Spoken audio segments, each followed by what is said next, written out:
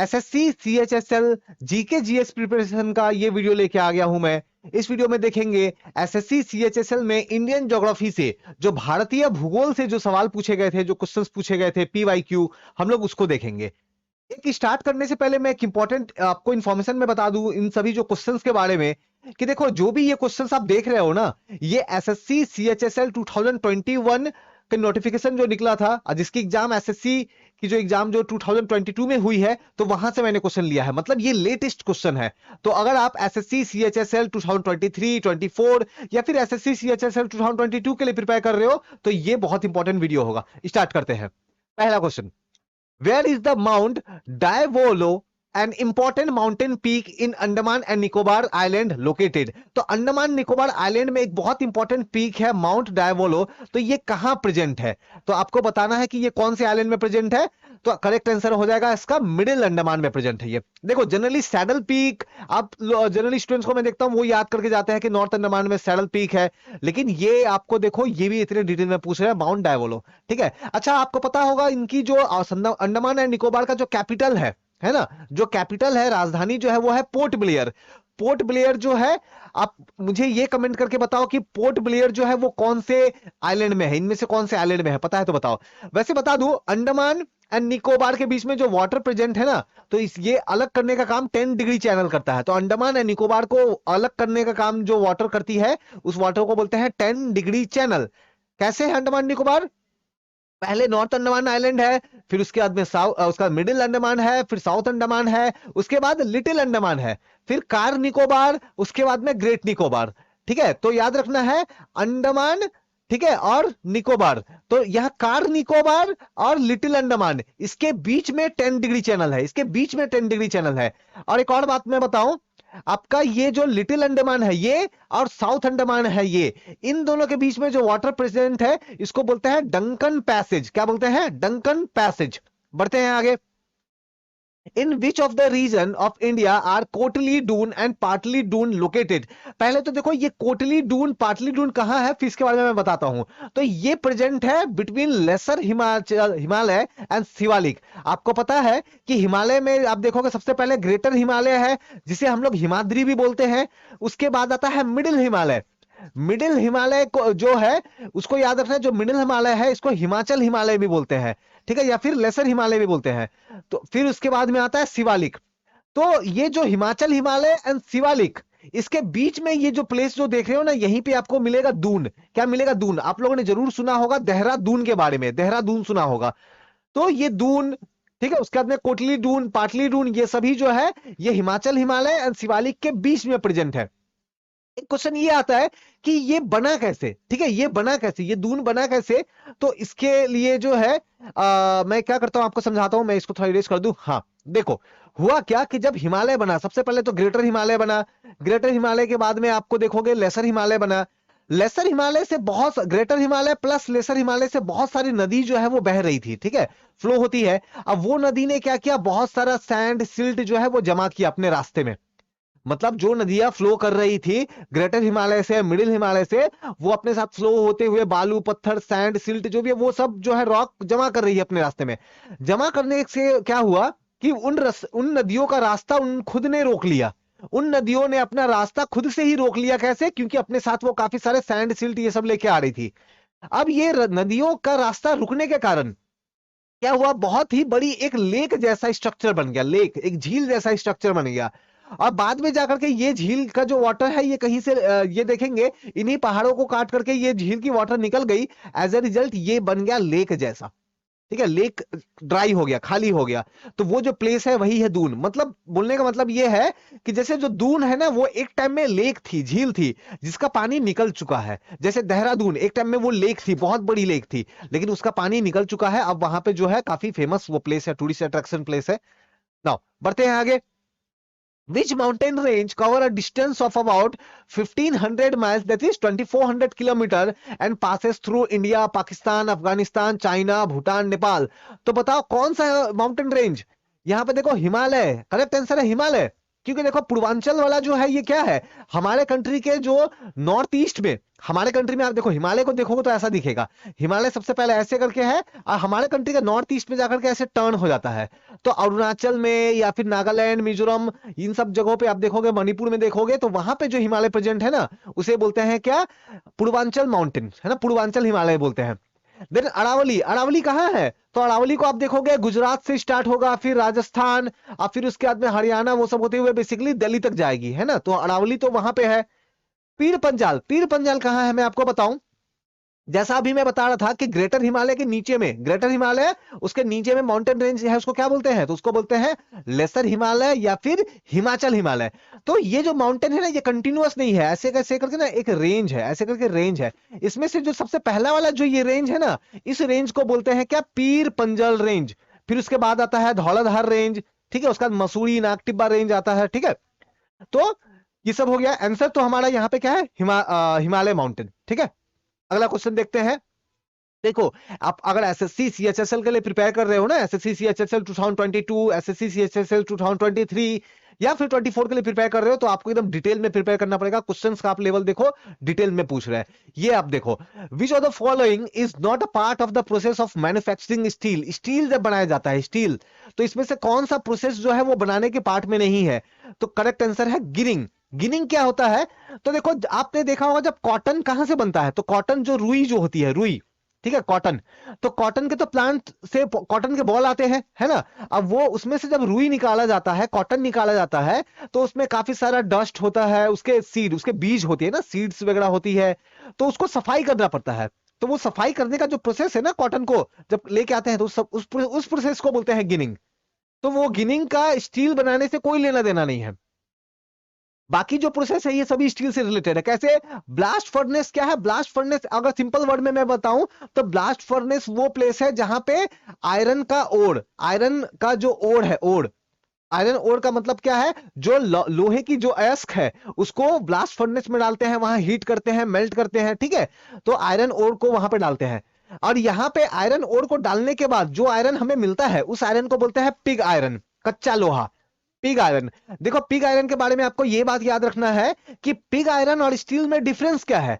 तो pig iron जो है ये बहुत ही ज्यादा ब्रिटल होता है। कैसा होता है, ब्रिटल, ब्रिटल मतलब बहुत ही ज्यादा भंगुर, आसानी से टूट जाएगा, आप ड्रॉप करोगे टूट जाएगा।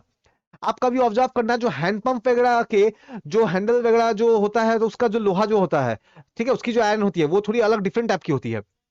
क्यों ऐसा, क्योंकि पिग आयरन में ना कार्बन, कार्बन 2% से ज्यादा होता है, तो 2% से ज्यादा होता है।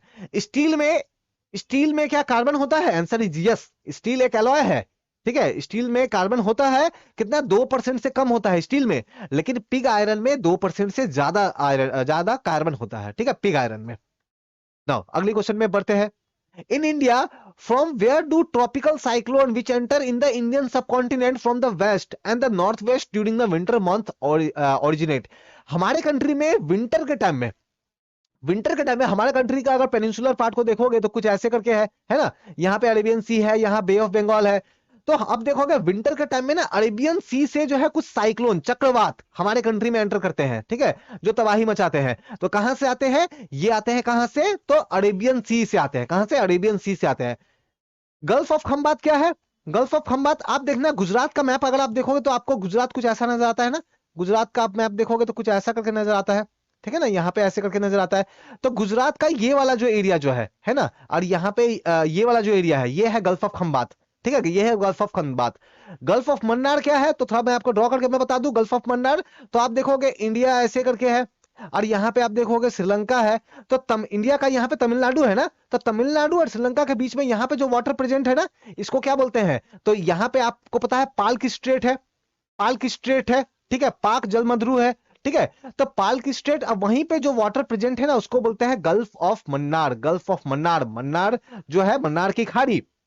गल्फ ऑफ मन्नार एक चीज के लिए बहुत फेमस है, आपको पता होगा, वो उसको क्या बोलता है, उसको बोलता है DOU, डोगोंग, डोगोंग, डोगोंग, या फिर दूसरा नाम है सी काऊ, सी काउ, डोगोंग। डोगोंग एक समुद्री जीव है, एक एक्वाटिक एनिमल है जो ओशन में रहता है, जो गल्फ ऑफ मन्नार एरिया में रहता है, उसके लिए फेमस है। इवन क्वेश्चन भी पूछा गया है कि बताओ आपको सी डोंग या फिर सी काउ या फिर डोगोंग जो है वो कहां मिलेगा, तो ये आपको मिलेगा कहां, गल्फ ऑफ मन्नार में। कहां मिलेगा, गल्फ ऑफ मन्नार में।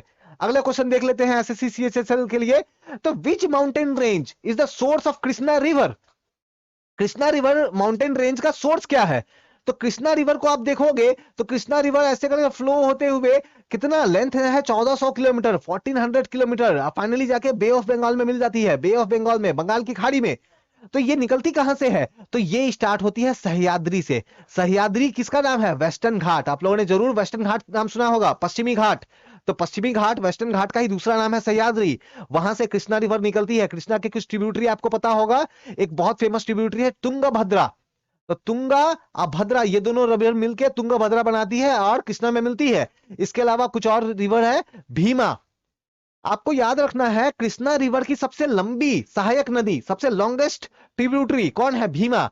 लेकिन कृष्णा रिवर की अगर मैं बात करूं सबसे लार्जेस्ट, सबसे बड़ी ट्रिब्यूटरी, सबसे बड़ी सहायक नदी, तो वो हो जाएगी तुंगभद्रा, वो तुंगभद्रा।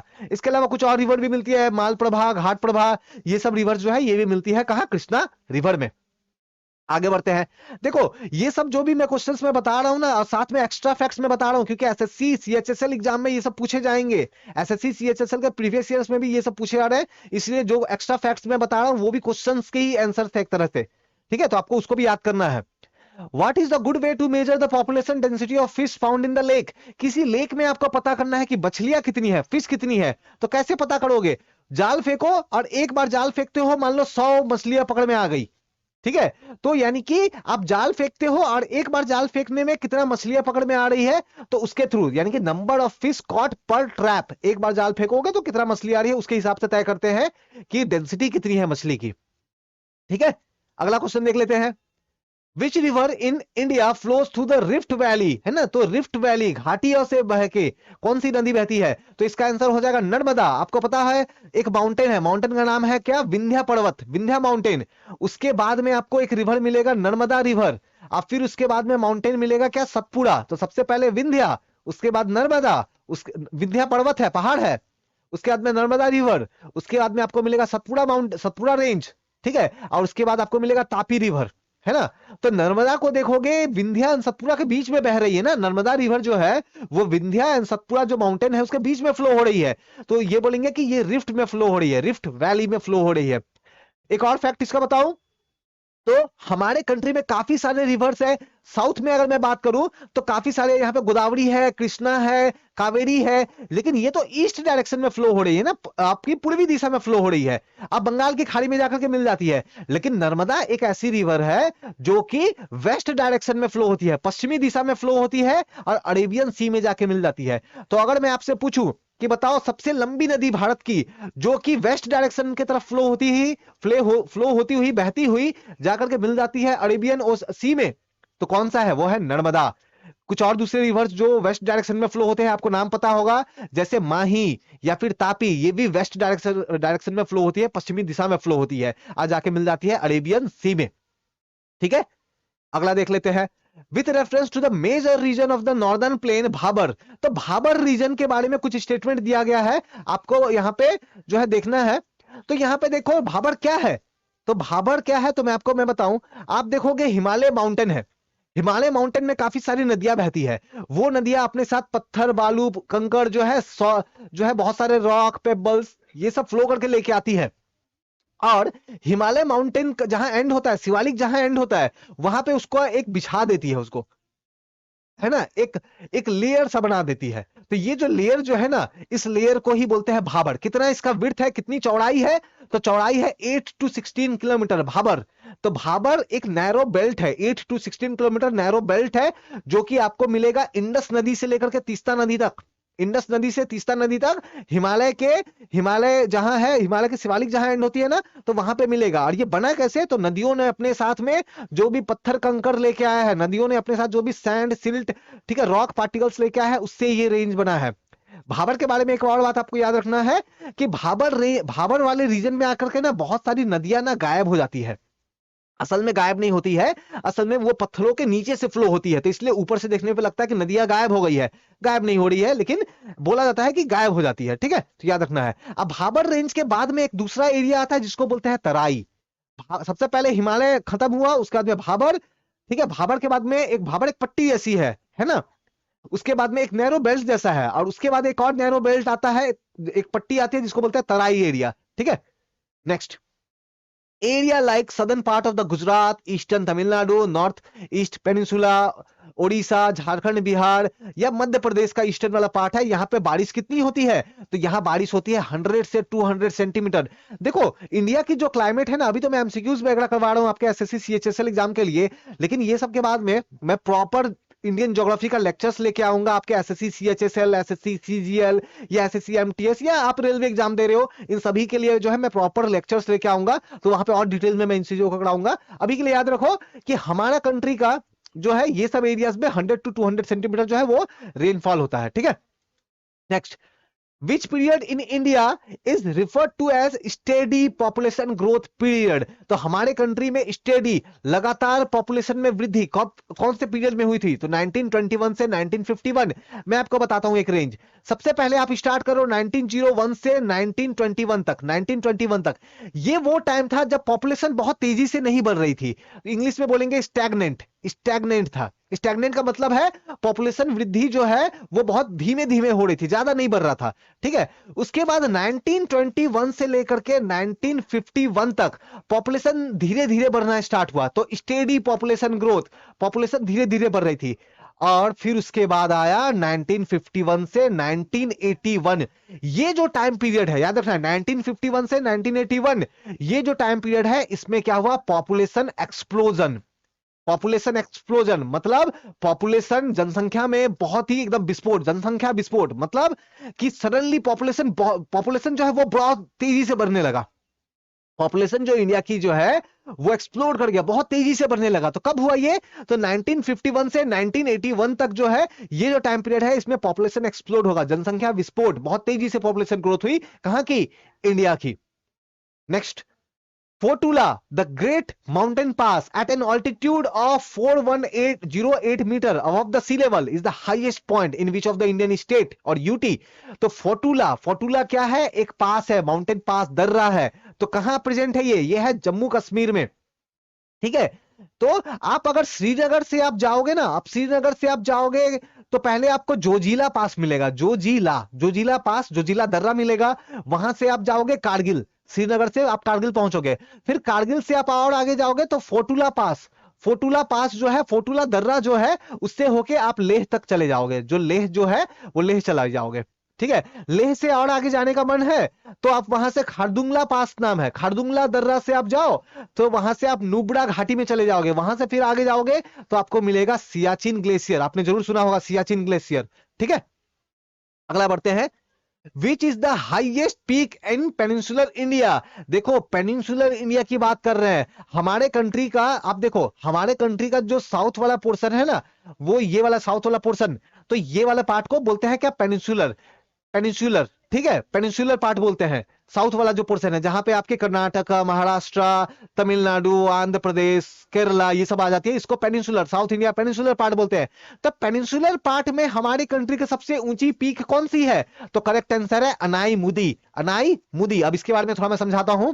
देखो अगर मैं आपसे पूछूं बताओ इंडिया में सबसे ऊंची पीक कौन सी है, तो K2, जिसका नाम गॉडविन ऑस्टिन भी बोलते हैं हम लोग। ये कहां है? तो काराकोरम रेंज पे है। कहां है? काराकोरम रेंज पे है। ठीक है, अगर मैं बोलूं कि हिमालय में, काराकोरम रेंज छोड़ दो, अगर हिमालय में कंचनजंगा आपको पता है कि सिक्किम में है।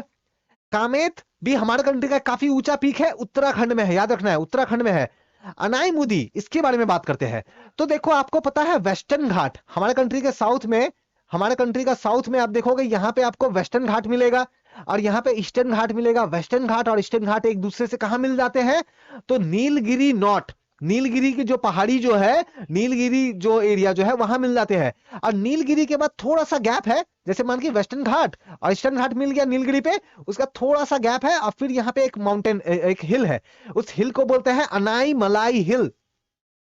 अनाई, ठीक है, मलाई है ना, मलाई खाने में अच्छा लगता है। अनाई मलाई हिल। और इसी अनाई मलाई हिल में ये है अनाई मुदी, याद रखना है, अनाई मलाई हिल के ऊपर में ही है अनाई मुदी माउंट, जो पीक जो है। और ये जो गैप मैंने बताया ना नीलगिरी और अनाई मुदी के बीच में जो ये गैप है, इस गैप को बोलते हैं क्या, पाल घाट गैप, पाल घाट या पाल गैप, पलक्कड़ गैप भी बोलते हैं, ठीक है। तो आप जो है पलक्कड़ गैप या पाल घाट गैप जो है, पाल घाट जो है इसको बोलते हैं, ठीक है, ये वाले एरिया को याद रखना है, ठीक है, बहुत बार पूछा गया है, ठीक है। तो अगर आपको तमिलनाडु से केरला जाना है तो आप ये पलक्कड़ गैप से होके जाओगे, पलक्कड़ गैप या पालघाट गैप जो है इससे होके जाओगे। बेसिकली माउंटेन के बीच में गैप है, दो, एक माउंटेन है नीलगिरी माउंटेन, इधर में अनाईमलाई माउंटेन, बीच में गैप है, उधर से ही सारे रोड एंड रेलवे वगैरह सब जाते हैं, ठीक है। नेक्स्ट देखते हैं, in which state is cactus vegetation found in dry area of thorny bushes in the form of spines. ये बड़ा आसान क्वेश्चन है, एसएससी सीएचएसएल में इतने आसान क्वेश्चन भी पूछे जाते हैं, लेकिन आपको ये भी याद रखना है कि बहुत सारे टफ क्वेश्चन भी पूछे जाते हैं, देखेंगे कुछ क्वेश्चन मैंने देखा है अभी, ठीक है। तो ये बड़ा आसान क्वेश्चन है, आपको कैक्टस कहां मिलेगा, कटीली झाड़ियां, कटीली झाड़ी, कैक्टस के पेड़ पौधे कहां मिलेंगे, राजस्थान में। क्यों? क्योंकि राजस्थान में बारिश 50 से 70 सेंटीमीटर के आसपास होता है, काफी कम बारिश होती है राजस्थान में। हमारा कंट्री का डिजर्ट, डिजर्ट भी है ना, रेगिस्तान, क्या नाम है उसका, थार।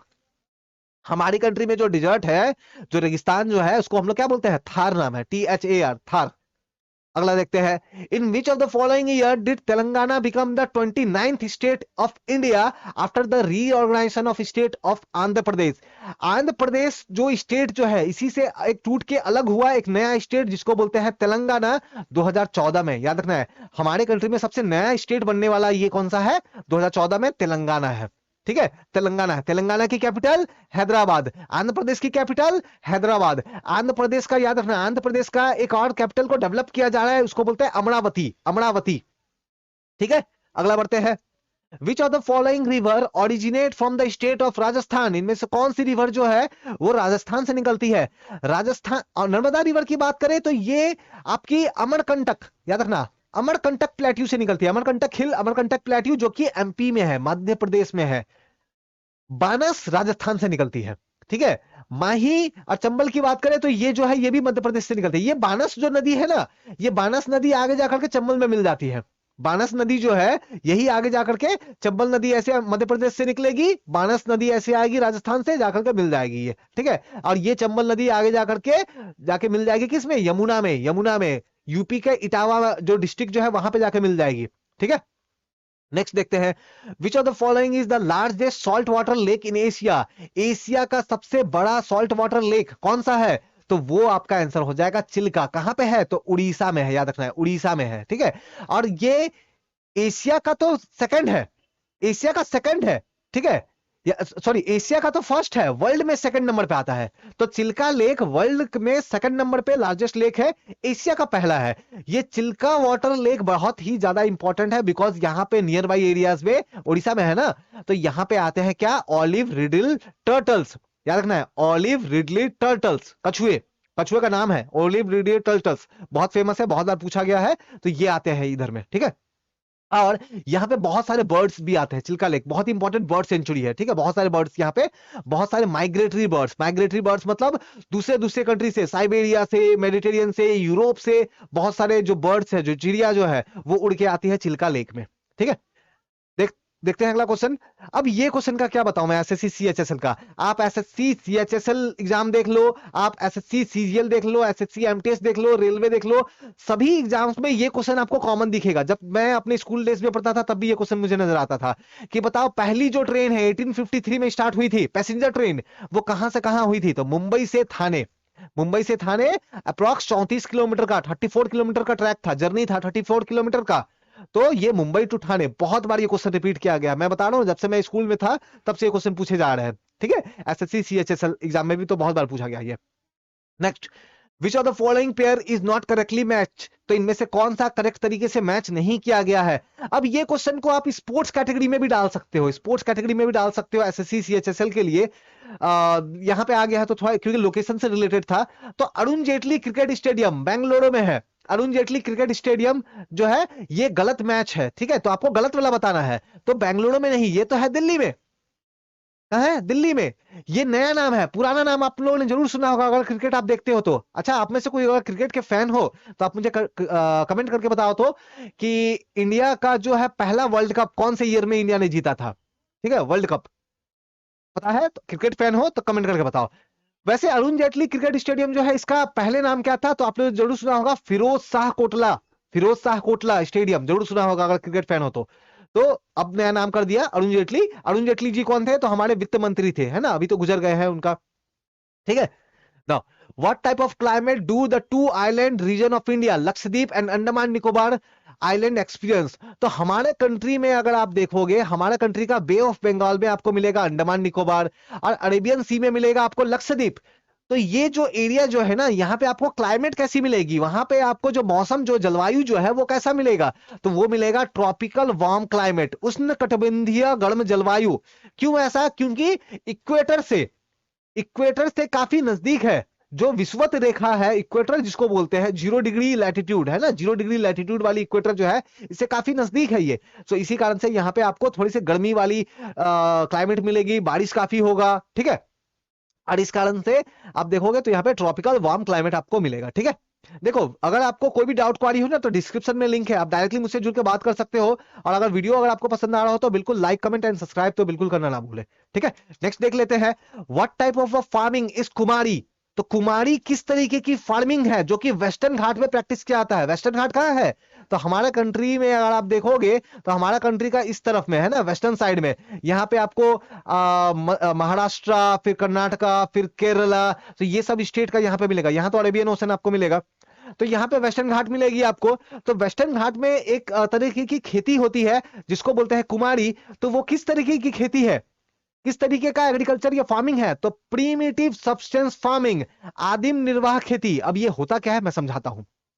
देखो होता क्या है कि बहुत सारे लोग क्या करते हैं ना, किसी एक एरिया में जाएंगे, वहां पे जंगलों को काटेंगे, फॉरेस्ट को कट करेंगे। अब फॉरेस्ट को कट करके उसके बाद क्या करेंगे, फॉरेस्ट को बर्न, वो एरिया को जला देंगे। जला देंगे, लैंड क्लियर हो गया, वहां पे अब वो एग्रीकल्चर करेंगे, खेती बाड़ी करेंगे। 2 साल 3 साल 4 साल 5 साल खेती करेंगे, फिर 5 साल 10 साल के बाद में फिर वहां से चले जाएंगे कहीं किसी दूसरे जगह, फिर वहां पे सेम करेंगे, वहां पे जंगलों को काटेंगे, जंगलों को जलाएंगे। ठीक है, जंगलों को जलाएंगे और जंगलों को जलाने के क्या करेंगे, फिर वहां पे खेती करेंगे। तो इसीलिए इसको एक और टर्म बोला जाता है, स्लैश एंड बर्न, काटो और जलाओ, है ना, स्लैश एंड बर्न एग्रीकल्चर। आप लोगों ने जरूर झूम का नाम सुना होगा, झूम खेती, वो भी यही है। ठीक है, तो वेस्टर्न घाट में अलग अलग अलग एरिया में ना अलग अलग नाम से बुलाते हैं, तो वेस्टर्न घाट में कुमारी नाम से बुलाते हैं इसे। अब ये देखो अच्छा सा एक क्वेश्चन है, आपको मैच करना है करेक्टली। तो यहाँ पे देखो आपको, आप लोगों ने जरूर माउंट एवरेस्ट का तो ऑफ कोर्स आपको हाइट याद होगा, तो माउंट एवरेस्ट का हाइट कितना है? तो आपको अगर याद हो तो आपको यहाँ पे 8 अच्छा मैं कलर चेंज कर लूं, ये दिख नहीं रहा है, अच्छा रेड कर लेता हूँ, हाँ। तो 8848, तो माउंट एवरेस्ट की हाइट 8848 मीटर है। ठीक है, धौलागिरी, तो माउंट एवरेस्ट कहाँ है? नेपाल में। धौलागिरी की हाइट कितनी है? तो 8172। कामेत, कामेत हमारे कंट्री का उत्तराखंड में है, हाइट कितनी है? तो 7756। और अन्नपूर्णा की हाइट कितनी है? तो 8078। ये सभी मीटर में गिवन है, मीटर में। अच्छा वैसे मैं एक बात बता दूं, आपका माउंट एवरेस्ट का फिर से हाइट को मेजर किया गया है जिससे पता चलता है, तो 8848.8, थोड़ा सा हाइट इसका बढ़ा है। ठीक है, तो ये मैच कर दिया मैंने। करेक्ट आंसर कौन सा हो जाएगा? ऑप्शन नंबर 3, ऑप्शन नंबर 3 हो जाएगा यहाँ पे आपका करेक्ट आंसर। अगला क्वेश्चन देख लेते हैं, in the given main characteristics of farming in India, which is the characteristic primitive substance farming?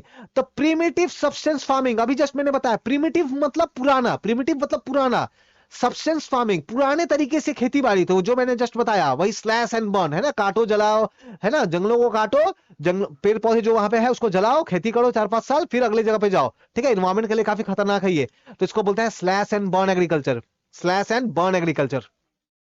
अगला क्वेश्चन देख लो, what type of forest consisting of the bushes and shrubs exist in India where the region receive less than 70 centimeter rainfall? India की वो जगह जहां पे 70 centimetre से भी कम बारिश होती है, जहां पे बुशेस एंड श्रब्स मिलते हैं, झाड़ियां मिलती है, तो कहां पे? ठीक है, तो कटीली झाड़ियों वाले पेड़ पौधे कहां मिलेंगे आपको? राजस्थान वगैरह एरिया में मिलेंगे, है ना। तो ट्रॉपिकल थ्रोनी फॉरेस्ट, इसके अलावा हमारे कंट्री का तेलंगाना का भी कुछ एरिया में, सेंट्रल एरिया में भी कुछ मिलता है, तो उनको क्या बोलेंगे? ट्रॉपिकल थ्रोन फॉरेस्ट, उष्ण कटिबंधीय कटीले वन। ठीक है, कितना बारिश हो रहा है? 70 सेंटीमीटर। नेक्स्ट देख लो, Which north bank tributary of Ganga river comprises two stream namely Kali Gandak and त्रिशूल गंगा? तो गंगा नदी की बहुत सारी ट्रिब्यूटरी है ना। गंगा नदी में आप देखोगे यहाँ पे घाघरा, गंडक, कोसी, है ना। उधर में आपको यमुना मिलेगा, ठीक है। तो काफी सारी यहाँ पे ट्रिब्यूटरीज है। तो इसमें से बताओ कौन सी ट्रिब्यूटरी है जिसके जो खुद बना है काली गंडक एंड त्रिशूल गंगा से? आंसर हो जाएगा गंडक। तो होता क्या है, काली गंडक और त्रिशूल गंगा ये दोनों मिलती है, ये दोनों मिलके बनती है गंडक, और ये गंडक फिर जाकर के गंगा में मिल जाती है ना। तो ये हो गया गंडक, ये हो गया काली काली गंडक, ठीक है, काली गंडक। ये हो गया आपका त्रिशूल गंगा। अच्छा, गंडक जो नदी है ना, ये नेपाल से तो आती है, ठीक है, नेपाल से आकर के फिर इंडिया में एंटर करती है, और ये पटना के करीब, पटना में जो पटना हाजीपुर जो है ना बिहार में, उसके करीब आकर के गंगा नदी में मिल जाती है। गंडक को एक और नाम से भी बुलाते हैं, Narayani.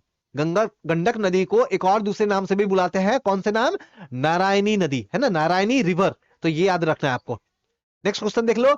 Agumbe, Agumbe a biodiversity rich region that received 7640 millimeter of average annual rainfall in South India is located in which state?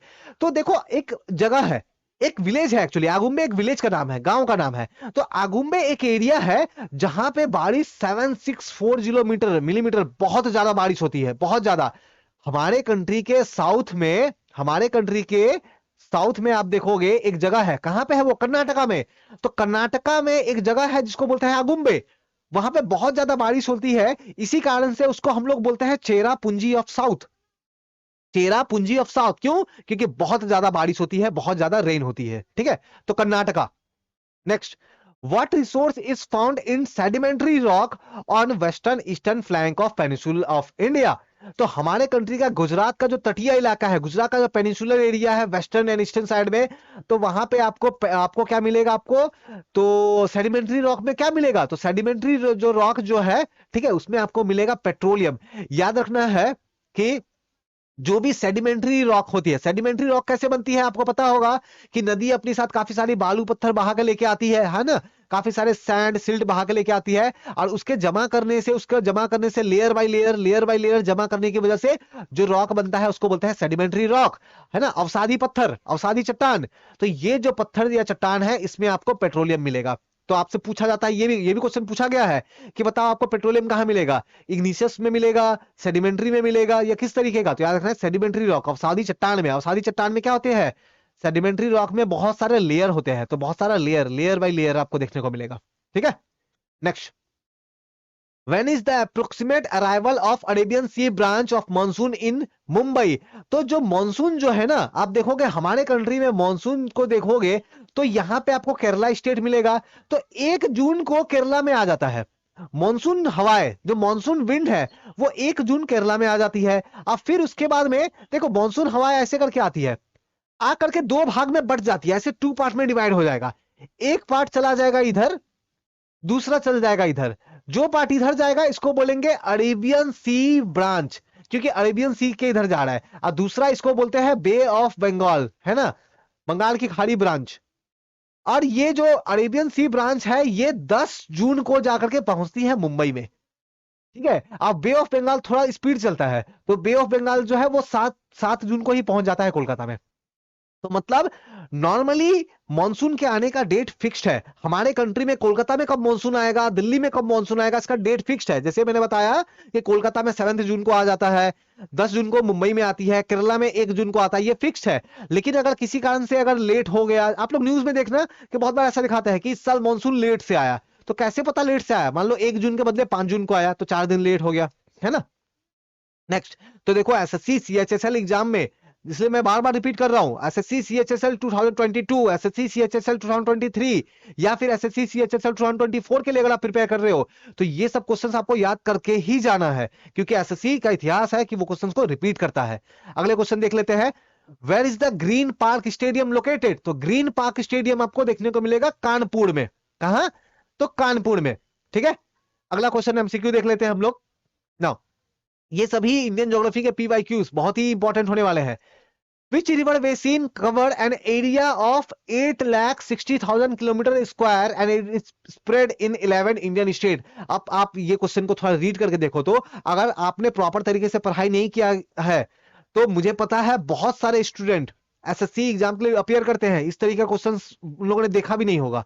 ठीक है, पहले पूछे जाते थे आसान क्वेश्चन, एसएससी सीएचएसएल का पैटर्न काफी चेंज हो चुका है, अब इस तरीके का क्वेश्चन पूछे जा रहा है। आपको रिवर कहां से स्टार्ट हो रहा है, एंड हो रहा है, वो सब तो पूछते ही है, उसके साथ रिवर का बेसिन का एरिया तक पूछ रहे हैं। तो ये जो 8,60,000 रिवर का बेसिन एरिया जो है, ये है आपका कहां, Ganga basin. Ganga basin, river basin, Ganga basin, ये बेसिन मतलब क्या होता है मैं समझाता हूं। गंगा नदी ऐसे फ्लो होती है, गंगा में देखोगे यमुना मिल रही है, बहुत सारी दूसरी नदियां मिल रही है ना। यानी कि गंगा नदी जब बहती है, फ्लो होती है, तो गंगा नदी के वाटर के साथ यमुना का पानी, घाघरा, गंडक, कोसी, चंबल, बेतवा, केन, इन सब, सोन, इन सब का पानी जो है लेके पे फ्लो हो रही है। तो इस बड़ी सी एरिया का सारा पानी कहां चला जा रहा है, गंगा नदी में जा रहा है, गंगा रिवर में। तो ये पूरा एरिया को क्या बोलेंगे, गंगा रिवर का बेसिन बोलेंगे, उस एरिया को क्या बोलेंगे, गंगा का बेसिन। तो गंगा की बेसिन आप देख लो 8,60,000, याद रखना है, ठीक है। Next, which river rises near the मो इन मालवा प्लेट्यू ऑफ मध्य प्रदेश। तो बताओ मध्य प्रदेश में मालवा प्लेट्यू है, मालवा प्रदेश, मालवा प्लेट्यू में एक जगह है जिसको बोलते हैं मो, क्या बोलते हैं, मो। उस मो से कौन सी रिवर निकलती है, तो निकलती है कौन सी, चंबल नदी, चंबल रिवर, है ना, चंबल रिवर निकलती है। और ये रिवर फ्लो होती ही कहां जाती है, तो ये जाकर के मिल जाती है, मैंने बहुत बार बताया है, ठीक है। आने वाले पहले भी जो क्वेश्चंस मैंने कवर किए ना उसमें बताया है, अगर आपने ध्यान से सुना होगा तो आप आंसर दे पाओगे। बताओ चंबल नदी जो है वो कौन सी दूसरी नदी में जाकर मिल जाती है, बताओ मुझे कमेंट करके। Which is the following, which of the following is tributary of Damodar river. तो इसमें से दामोदर नदी जो है उसकी ट्रिब्यूटरी, दामोदर नदी की सहायक नदी कौन सी है, तो आंसर हो जाएगा बड़कर रिवर। देखो दामोदर नदी ऐसे फ्लो होती है और ये जाकर के मिल जाती है हुगली नदी में, किसमें, तो दामोदर नदी जाकर मिलती है किसमें, हुगली। हुगली कौन सा है, तो गंगा नदी जो है वो फ्लो होती हुई दो भाग में बढ़ जाती है, एक तो बोलते हैं हुगली, वेस्ट बंगाल में फ्लो होता है, और दूसरा जो है उसको बोलते हैं क्या, पद्मा, जो कि बांग्लादेश में चली जाती है। तो गंगा नदी बहते हुए दो भाग में बढ़ जाती है, एक है हुगली जो कि बंगाल में, वेस्ट बंगाल में फ्लो होती है, बहती है, और दूसरा होता है पद्मा जो कि बांग्लादेश चली जाती है। इसी हुगली नदी में आकर के मिलता है दामोदर, और दामोदर में एक नदी आकर के मिलती है जिसको बोलते हैं क्या, बाड़कर। तो बाड़कर जो है वो दामोदर की ट्रिब्यूटरी है। बाकी जो दूसरी नदी यहाँ पे देख रहे हो ना, ये सब भी हुगली में मिलती है। जैसे रूप नारायण की मैं बात करूं तो रूप नारायण फ्लो होती है और हुगली में मिलती है। और इसका बाद जो सीलाबाटी है, सीलाबाटी जो है ये रूप नारायण में मिलती है, तो सीलाबाटी जो है वो रूप नारायण में मिलती है, और कंसाबती जो है वो खुद से अकेले से जाकर के हुगली में मिलती है। तो सभी जाके हुगली में ही मिलती है, ठीक है। अगला क्वेश्चन देख लेते हैं। Which of the following is kharif crop in North India and rabi crop in South India. तो देखो बहुत सारे स्टूडेंट करते हैं क्या है, आप लोग एक लिस्ट याद कर लेते हो कि बताओ खरीफ क्रॉप में ये लिस्ट आता है, खरीफ क्रॉप में इसको काउंट करते हैं। लेकिन याद रखना बहुत सारे ऐसे क्रॉप जिसको आप खरीफ बोल रहे हो वो किसी दूसरे जगह पे रवि क्रॉप हो सकता है, ठीक है। तो इसमें से है सीसम, जो तिल जो होती है, ठीक है, तो वो एक खरीफ क्रॉप भी है नॉर्थ इंडिया में, लेकिन साउथ इंडिया में वो एक रवि क्रॉप है, ठीक है, साउथ इंडिया में वो एक रवि क्रॉप है। अगला क्वेश्चन देख लेते हैं। In the ancient time which river was also known as Ponni, है ना, तो कौन सी नदी को बुलाते हैं, Ponni. Which is the fourth largest river flowing in the south east direction through the state of Karnataka and Tamil Nadu. तो कर्नाटका से और तमिलनाडु से बहती हुई, हमारे कंट्री में आप देखोगे कर्नाटका से और तमिलनाडु से बहती हुई बे ऑफ बंगाल में एक नदी जाकर मिल जाती है जिसको बोलते हैं क्या, कावेरी। क्या बोलते हैं, कावेरी नदी। तो कावेरी नदी ऐसे करके फ्लो होती है, ठीक है ना, और जाकर के बे ऑफ बंगाल में मिल जाती है।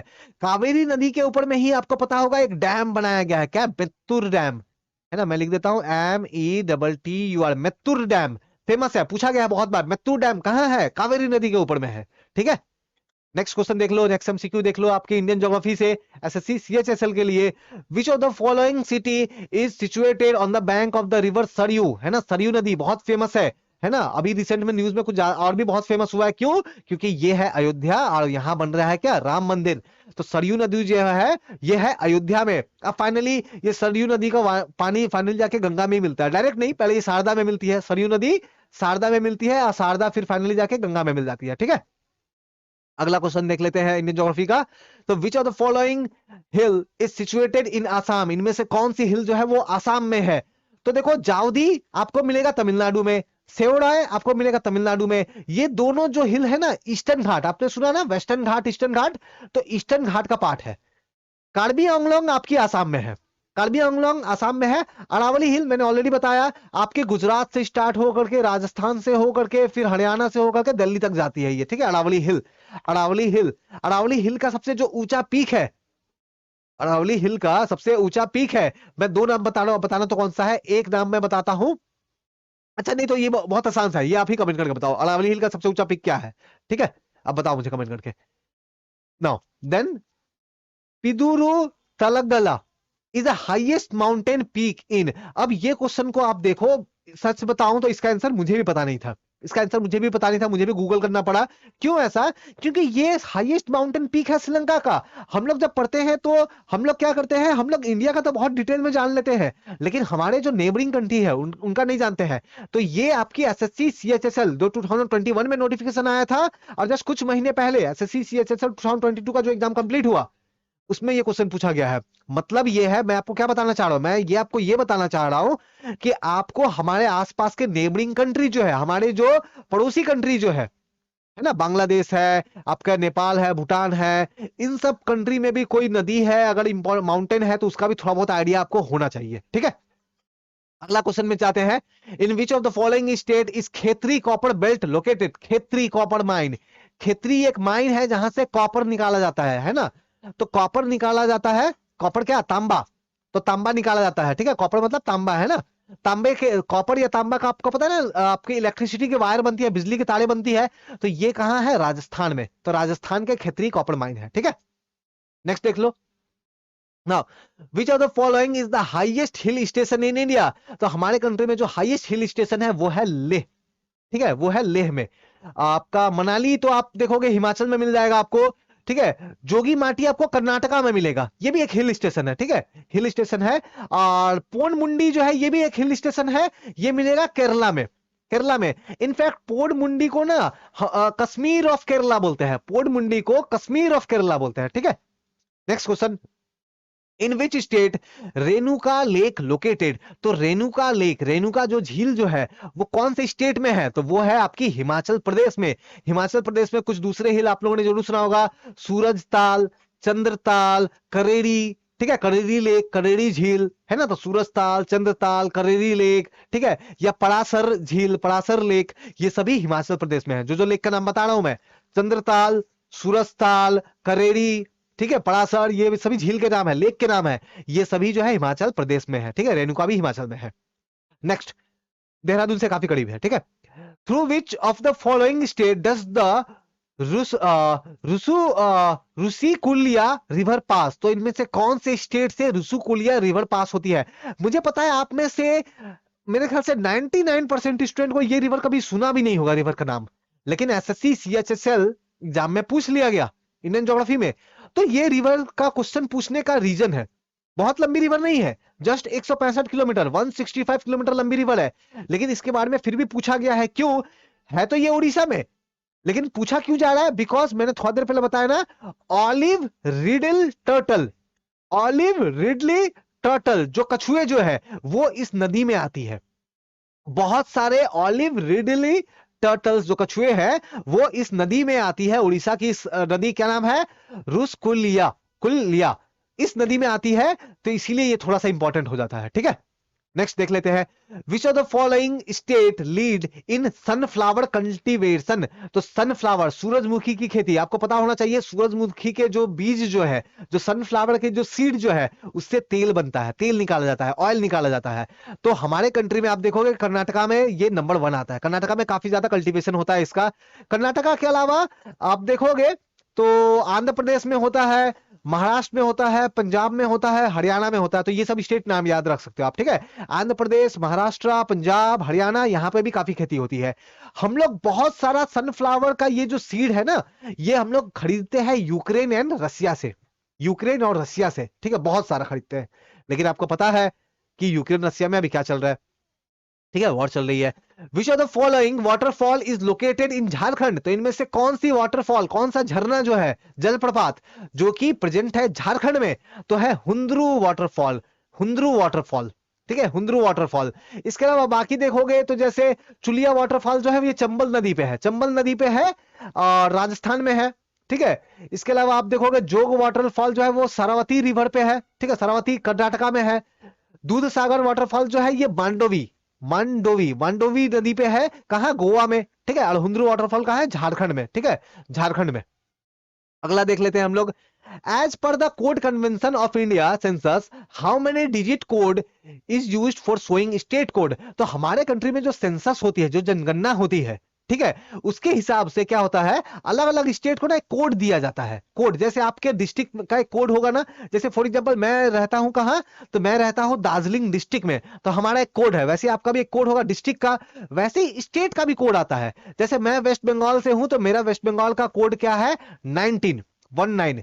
तो 2 डिजिट का कोड होता है, 2 डिजिट का। तो आपका भी अलग अलग स्टेट का अपना अपना कोड होता है। ठीक है, next. Sardar Sarovar dam is situated in the state of, है ना, तो सरदार सरोवर डैम कहां है, तो ये आपकी है गुजरात में, नर्मदा नदी के ऊपर। याद रखना, नर्मदा नदी के ऊपर। नर्मदा के बारे में मैंने जस्ट थोड़ी देर पहले ही बताया है। ठीक है, तो आप देख सकते हो। नेक्स्ट क्वेश्चन देख लेते हैं। which is the largest of the following dune with the approximate length of the 35 to 45 kilometer and width 22 to 25। एक दून है जिसकी लंबाई जो है, लेंथ जो है वो 35 से 45 किलोमीटर के आसपास है। ठीक है, और चौड़ाई विड्थ कितना है, तो 22 से 25 किलोमीटर है। तो ये जो दून है इसका नाम क्या है, इसका नाम है देहरादून। आप लोगों ने जरूर देहरादून। तो आप सोचो एसएससी सीएचएसएल एग्जाम में क्वेश्चन कितना डिटेल में पूछ रहे हैं। ये नहीं पूछ रहे हैं कि बताओ देहरादून कौन से स्टेट में है, पूछ रहे हैं देहरादून की लंबाई चौड़ाई बताओ, क्योंकि देहरादून एक खास तरीके का दून है। तो आप देखो एसएससी सीएचएसएल में क्वेश्चन का लेवल थोड़ा सा ऊपर है ना, तो आपको भी एकदम डिटेल में प्रिपेयर करना है। आप प्रीवियस ईयर के जो मैं ये पीवाईक्यू करवा रहा हूं, मिस बिल्कुल नहीं करना है। नेक्स्ट देख लो। On which river is the peacock island located. तो पीकॉक आइलैंड कौन से नदी के ऊपर में है, यह है ब्रह्मपुत्र नदी के ऊपर में, आसाम में। आसाम में ब्रह्मपुत्र नदी जो है उसी के ऊपर में है। ब्रह्मपुत्र नदी के ऊपर में एक और आइलैंड है जिनके बारे में बार बार पूछा जाता है, कौन सा, माजुली आइलैंड, माजुली द्वीप, है ना, माजुली द्वीप। ये सबसे बड़ी रिवर आइलैंड है, नदी द्वीप, है ना। माजुली जो है वो एक रिवर आइलैंड है। कैसी रिवर आइलैंड है, रिवर आइलैंड, नदी द्वीप है, कहां, ब्रह्मपुत्र नदी के ऊपर में। नेक्स्ट देखते हैं हमसे क्यों। Alaknanda river originates from. तो अलकनंदा नदी कहां से निकलती है, तो ये निकलती है सतोपंथ।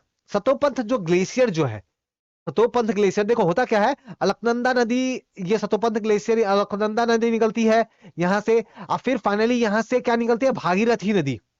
और अलकनंदा भागीरथी दोनों कहां पे मिलती है, ये दोनों मिलते हैं देवप्रयाग में। कहां पे, देवप्रयाग।